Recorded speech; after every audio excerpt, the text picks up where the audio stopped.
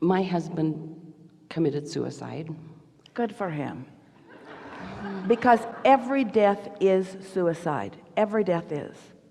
Every death is. Some are just more deliberate about the way they go about it. But every death is a response to that vibration between who they really are. And so let's talk about that. If everything that we say is as it is, and it is, it all is as we say it is, it all is as we say it is. So as he's living his life, he's putting all of this into his vortex. And without meaning to, like so many, holding himself apart from his own vortex. When you've created a masterful vortex and you hold yourself so definitively apart from it, it is very hard to take. So one of two things happen. Either you find a way to find alignment while you're still in your physical body, or you find a way to find alignment when you're not in your physical body. But in any case, you find a way to find alignment. And everything that we were saying to you in that sort of hypothetical sense is our message to you that you could not have stood on your head in enough different ways to have made any difference whatsoever. It is not about you. It is not about you. It is not about you. It is not about you. It is not about you. It is not about you. I didn't help create it then. Well, so did every other person on the planet.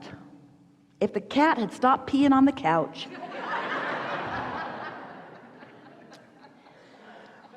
What it created is my family fell completely apart. I have two daughters that are in a religion that if you're not in that religion, they have a hard time understanding you. Almost every religion's like that. Yeah. In other words, let's just start there. Almost everyone has a hard time understanding almost everyone. And the reason for that is you did not say, I'll go into this time-space reality and I'll understand everyone.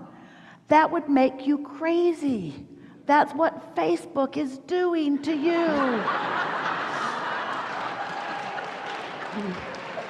You're so involved in everybody else's lives, you're completely unfocused about your own.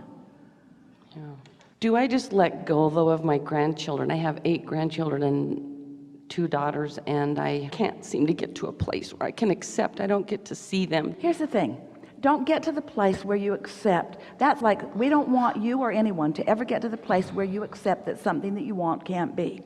But something that will soothe you today, this minute, immediately, is if you can accept that you have a vibrational relationship with them that you can focus upon and get a feeling for all day, every day. And don't let the absence of the manifestation, just because the manifestation isn't the way you want it this red hot minute, doesn't mean that what you want does not exist.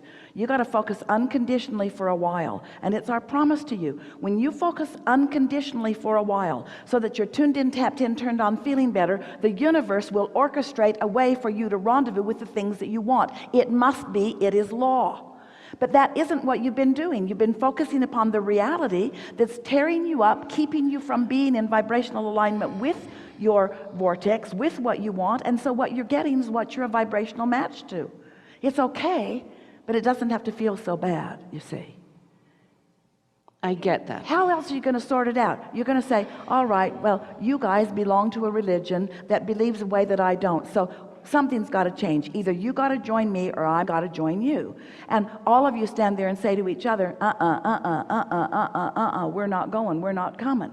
And so then you say, okay, then that's got to be the end of it, because if we can't make peace in this one, we say, no, it's not the end of it, it's the beginning of it. Because in all of that discord, you're launching rockets of desire. You're remembering who you are. Do you know that as you came into this physical experience as these clusters, that not only are you eternally tied to these children and grandchildren, but all who have come before are also tied, and they are all non-physically focused and looking here too.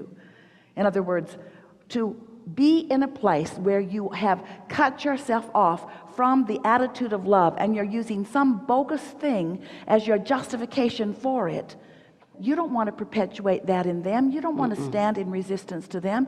You don't want to wave the red blanket in front of the raging bull and cause them more discord from who they are. If you love your children, and we know you do, and you love your grandchildren, and we really know you do, but if you love your children, and we know you do, and you love your grandchildren, and we know you do, and you love your children, and we know you do, If you love anyone, and we know you do, then your dominant intention is to help them as best you can find alignment with who they are. And opposing them and making them wrong and staking your claim and showing them where they're wrong is not the way to go about it. You just got to remember who you all are as source, and you got to remember how you felt when they were little, and how you felt when they got married, and how you felt and how you felt and how you felt. This is the best opportunity that we have ever seen. Not because it's big, and not because it's tragic, and not because it's a big burden. This is the perfect opportunity to discover not just the relief of unconditional love, but the power of it. When you blame yourself, you're walking around with this advertisement that says, I'm to blame. I'm to blame. And weaker people who haven't learned about focus and who don't really care that much about how they feel pick up on your vibe and blame you. So you keep getting blamed for stuff that you have nothing to do with, not because they're looking for a way to blame you, but because you have been carrying that around. Someone who feels guilty will attract someone who has a propensity to blame. It's this law of attraction thing. So what we want to help you to do is to acknowledge that you've been doing just fine, and that the source within you adores you, and that this person who made his transition into non-physical holds no blame whatsoever upon you or upon himself, because now he's in a place where he understands what's really going on. So as you relax little by little and get feeling better and letting yourself like yourself more in the natural way that you will, what happens is we may be channeling Taylor Swift.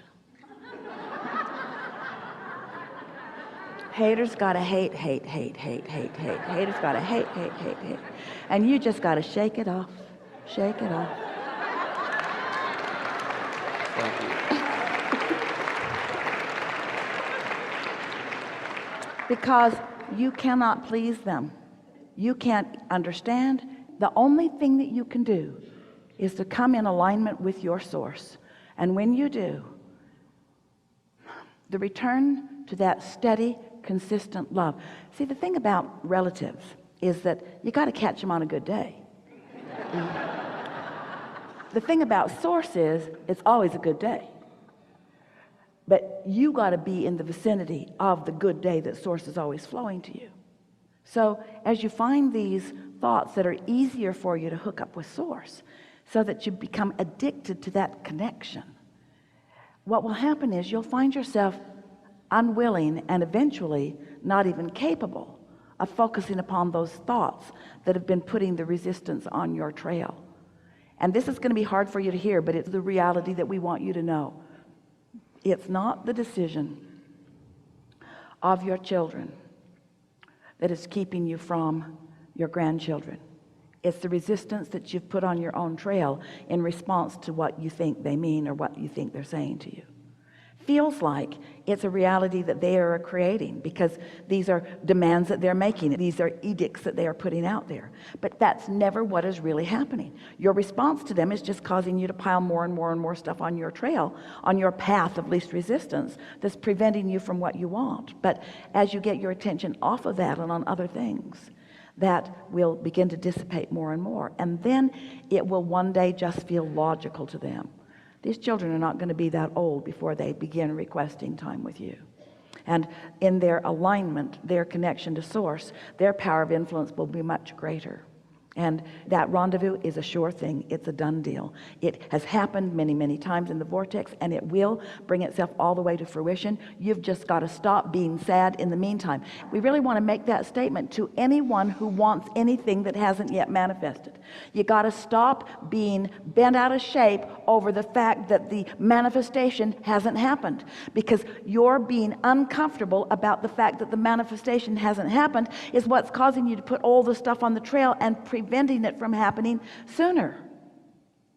It's not possible for you to not get what you want. We just don't think you should have to croak in order to get your resistance to go away. That is extreme, but it works. But we don't think you should have to do that in order for your resistance to be away. You see?